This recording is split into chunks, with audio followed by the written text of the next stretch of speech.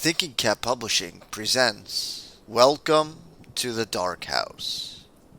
Written by Faria Stolarz. Read to you by Dave Cap.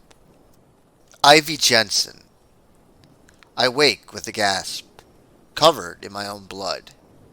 It's everywhere, soaking into the bed covers, splattered against the wall, running through the cracks in the hardwood floor, and dripping over my fingers and hands. I touch my stomach, searching for a stab wound. My chest heaves in and out. I'm breathing so hard that it hurts, so hard that I wish for my lungs to collapse and my heart to stop. I wish that he'd killed me, along with them. The moonlight shines in through the open window, enabling me to see. I'm in my present-day bedroom. It's 6 years later. I'm 70 miles away from the crime scene. There is no blood, only sweat. There are no hardwood floors either.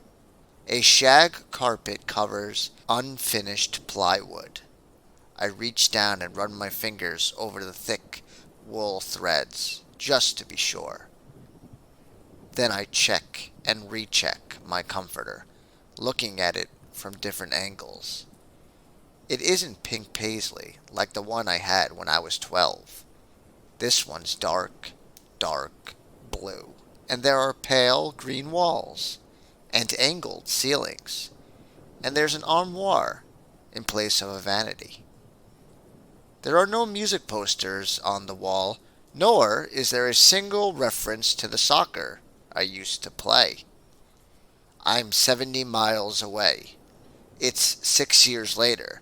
This isn't the same room. There is no blood. This was obviously another nightmare. Still, I make sure of everything by switching on the night table light.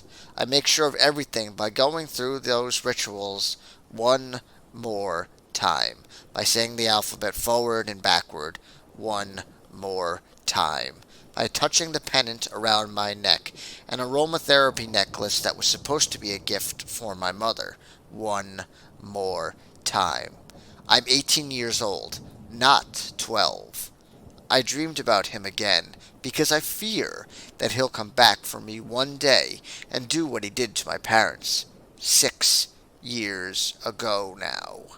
In a room unlike this one, 70 miles away. Summer.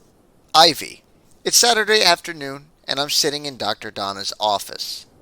I've been sitting here on this same leather chair, surrounded by these four walls, on the same day, at the same hour, for the same reason, for the past 6 years. I'm not sure if it helps, but I never skip a session, because coming here gives me hope that one day I'll no longer live in fear. Dr. Donna sits across from me. Her legs are crossed at the knee, as usual. Her beige leather clog bops up and down to the ticking of her mantel clock as she waits for me to say something. But coming here, doing this, is starting to feel like watching a rerun. It's the same episode, on the same channel, with the same actors, saying the same dialogue, again and again and again. So, what do you think? What was the question? It's been 6 years, Ivy. 6 years, and my parents are still dead, and I still feel like I'm rotting away in purgatory, waiting for a killer to determine my fate. Will he come back and kill me today? Or wait until tomorrow? Or will he put it off until next year? Or perhaps he'll surprise me on a 10-year anniversary. And maybe he won't come back at all. You've changed your name, you've changed your address, you've even changed your family. What choice did I have with that last one? My point is that maybe he's done. That depends. Do serial killers retire?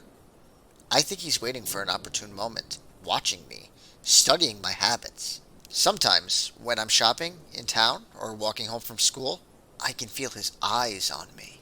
Do you still think he's the one who sent you the gifts? I don't think. I know. He knows what I like. He knows where I live. You're not into makeup, Ivy, so how do you explain the elaborate cosmetic kit?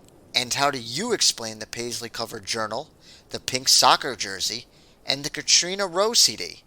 My love for those things were apparent from my bedroom that night. A lot of people like Katrina Rose music, Ivy, and the color pink, paisley designs, and soccer. All those things are popular too, as are stars. That star necklace pendant you received, it doesn't get much more generic than that. Anyway, my point is that perhaps a secret admirer sent you the gifts. Except I haven't played soccer in 6 years, nor have I listened to Katrina Rowe. And no one who knows me now has any reason to believe that I used to like either. You haven't told a single person, even in casual conversation? You still think I'm being paranoid, don't you? I think you have a lot of fear, and I want to help you diffuse it. But I'm not sure what else we can do here. We've talked about that night, we've talked about your nightmares, we've gone over every possible scenario, good and bad, of what could happen in the future. I need to try something else. To learn to live with fear, rather than in fear. I mean, lots of people live with fear, right? They put down good money for it. They seek it from the front row of movie theaters and on roller coasters. They wait in long lines for ghost tours and go inside haunted houses. They don't let it control their lives. Interesting point. So, how do you propose we get there? I need to learn from those people. I need to see fear the way they do. Autumn. Ivy. I don't know how I became a subscriber to the Nightmare Elf's e-newsletter. I'm not a fan of the movies, and there's no chance that I'll ever become one. But with the subject line that hints at riddling my nightmares for good, I can't resist rescuing it from my spam box. To Ivy Jensen, from thenightmare.elf@gmail.com. Subject: Last Chance. Nightmares Be Gone Contest Alert. Nightmare Elf e-newsletter issue 206. Nightmares Be Gone Contest. Enter for a chance to meet legendary film director Justin Blake and get a behind-the-scenes look at his confidential new project. Dear Dark House Dreamers, greetings from the Nightmare Elf. I'm sending this note to say, if you tell me your worst nightmare, I can make it go away. Submit your bedtime horror in 1,000 words or less. Then I'll add you to my sack, and you'll enter my contest. The Nightmare Elf. Guidelines. Describe your worst nightmare in 1,000 words or less. Email it to thenightmare.elf@gmail.com. Prize: an all-expenses paid weekend, including an exclusive behind-the-scenes look at the never-before-seen companion film to the Nightmare Elf movie series, plus the opportunity to meet Justin Blake. Deadline: October 31st, midnight, EDT. Click here for Justin Blake's website. In my hefty elf sack, your nightmares will keep. Better think twice before falling asleep. Must be 18 years or older to enter. I click on the link for Justin Blake's website. I've certainly heard his name before. Most of his titles ring a bell from movie trailers I've seen on TV. Those I've tried to avoid with quick reflexes on the clicker. There's a drop-down menu that lists some of the films and characters. Notable films: Nightmare Elf, starring characters Eureka Dash, Pudgy the Clown, Piper Rizzo, Jason McComber. Nightmare Elf 2, Carson's Return, Faria Noyes, Danny and Donnie Decker, Meg Beasley, Candy Lane. Nightmare Elf 3, Lights Out, Susan Franklin, Max Tarple, The Kramer Family, Stephen, Laura, Montana, Blakely. Nightmare Elf 4, Don't Fall Asleep, Eureka Dash, Pudgy the Clown, Jansen Daly, Jed Clive, Betsy Wakefield, Forest of Fright, Sebastian Slayer, The Targo Triplets, Ted, Mario, and Selena, Joseph Newberger, Frederick Linko. Halls of Horror. Lizzie Greer, the Target triplets, Ted, Mario, and Selena. Glenn Sullivan, Ava Murray. Night Terrors.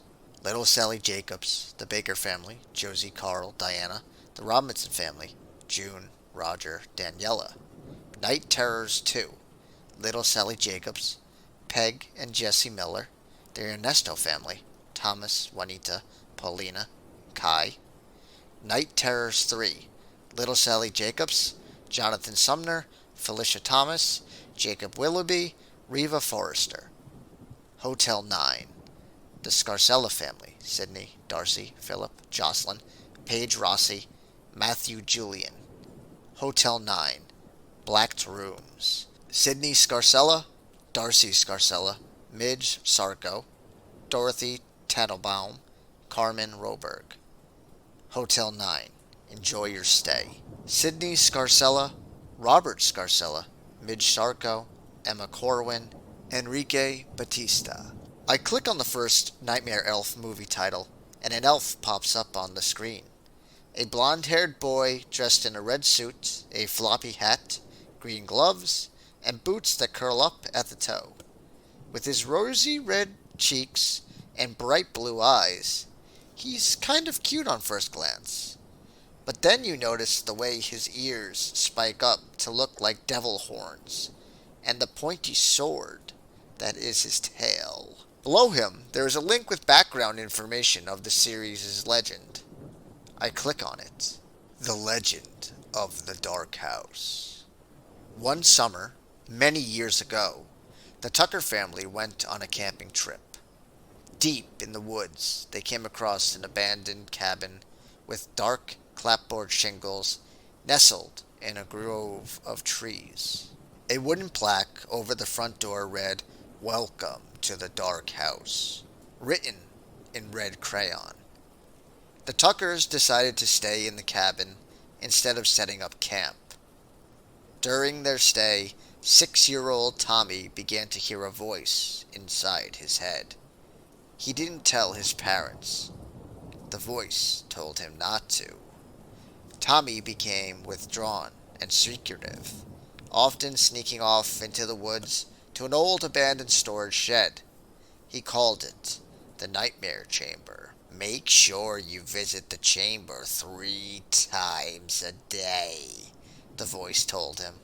"There you will do important work." The voice belonged to a 10-year-old boy named Carson. While staying at the Dark House 3 months prior, Carson died from a seizure during a nightmare. With his beloved elf in tow, Tommy would use a rock to scratch crude images into the walls of the shed.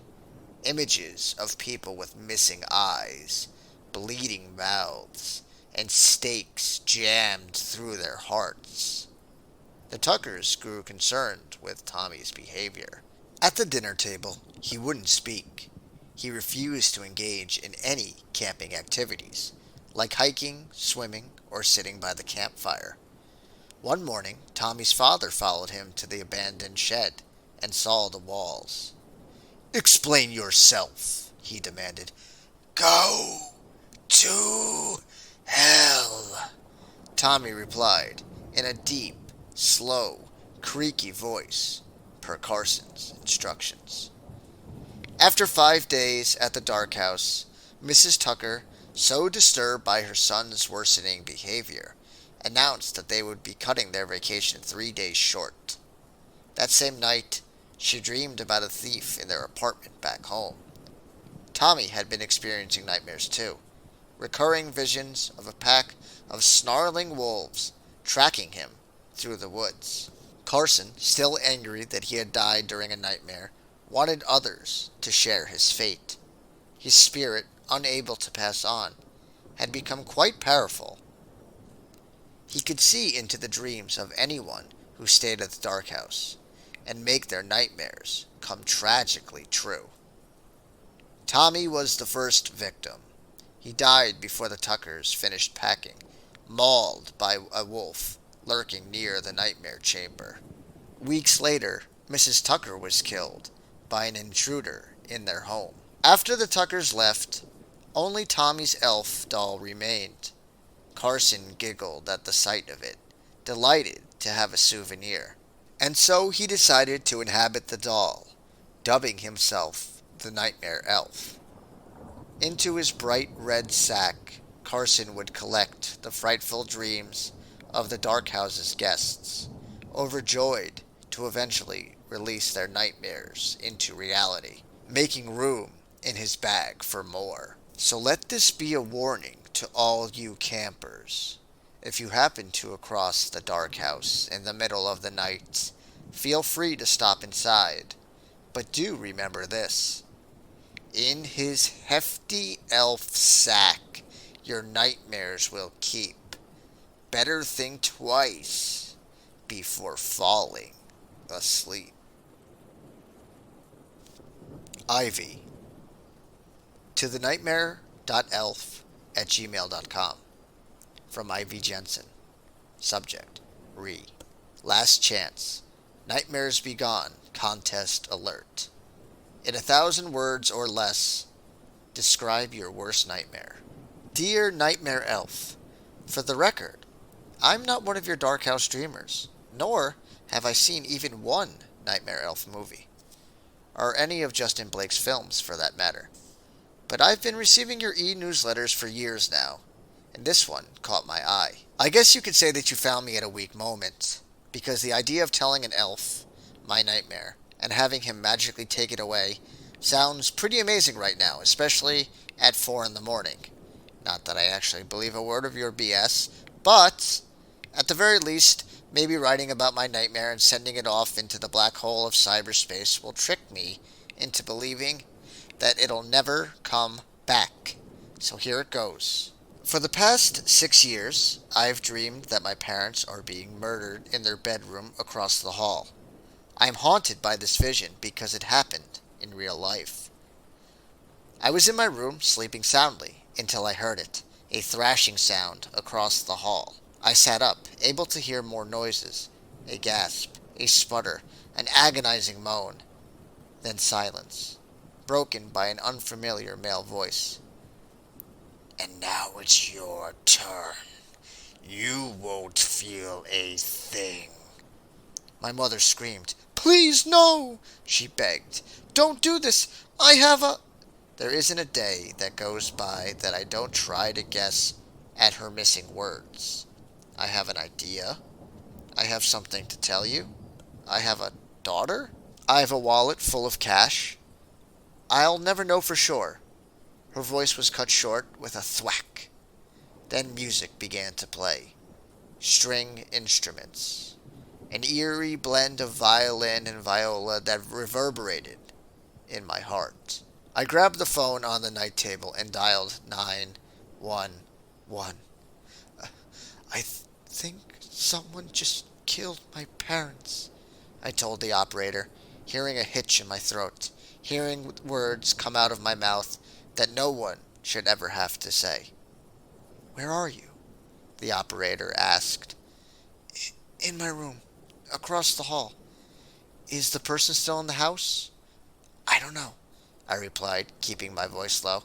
I think so. In my parents' room. Okay, I have your address. I'm sending help right over. Can you tell me your name? My name? My mind scrambled. My pulse quickened. And suddenly, I couldn't get enough air. Hello? Ivy. I choked out. Jensen. My name, that is. Okay, Ivy, listen to me carefully now. Is there a lock on your bedroom door? I looked toward the door, no longer able to hear my parents. Ivy? The operator asked. Are you on the first floor? Is there a window? I couldn't answer, couldn't think straight. My hands were trembling so furiously, but still, I told myself that I wouldn't drop the phone. I'd keep it firmly gripped in my hands. But then I saw it happen, in slow motion, falling from my fingers, bouncing off the bed, landing across the hardwood floor. It made a loud, hard knock. I felt it in my chest. It stopped my breath, stunned my heart, shot an arrow through my brain. My bedroom light was off, but with the door cracked open, the hallway light leaked into my room, and he was able to see me. "Good evening, princess," he whispered. His hair was long and silver, tied back in a low ponytail. His face was covered with stubble. He cocked his head and smiled at me. His lips peeled open, exposing a pointy tongue and crooked teeth. We both froze, just watching each other, awaiting the other's move, like two wild animals in the night. His eyes were unmistakably tiny, dark gray, and rimmed with amber brown. They reminded me of a bird's eyes. His gaze wandered around my room, my walls, my floor, my bed, my dresser, as if taking everything in. The paisley bed linens, the soccer banners, my fuzzy beanbag chair, all the Katrina Row posters hanging above my bed.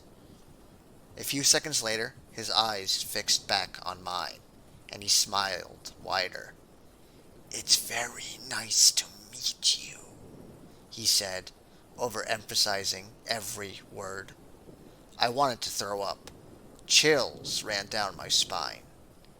Sirens blared in the distance then.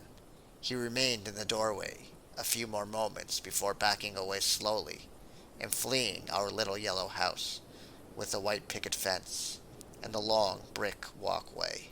The place that I'd always called home. But I knew that wouldn't be the end. It's now 6 years later.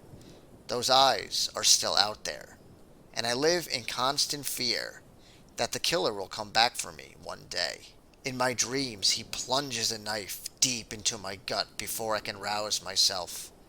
My eyes flutter open, and I'm able to see him. Those bird-like eyes. His lips peel open, and he smiles at me, his pointed tongue edging over his jagged yellow teeth. "You knew I'd come back, didn't you?" He twists the knife 2 full turns before pulling it out to examine the blade. I touch my stomach, smearing blood on my palms. That's when I finally wake up. I haven't told anyone this, but sometimes I wish that he would come back once and for all. At least then, it would be all over. Thank you so much for listening. I'm going to continue reading this. It's very interesting to me. I haven't read any reviews on it. I just saw it at my local library, and I completely judged this book by its cover, the back tagline from the Nightmare Elf, as well as the cover art, and the title, Welcome to the Dark House, really caught my attention. It's got a strange format. It's not completely traditionally written. It's told by emails, and there seems to be these dialogue sections that look like they belong in a movie script. But it's interesting. I gotta be honest, 30 pages in, and I find it legitimately scary.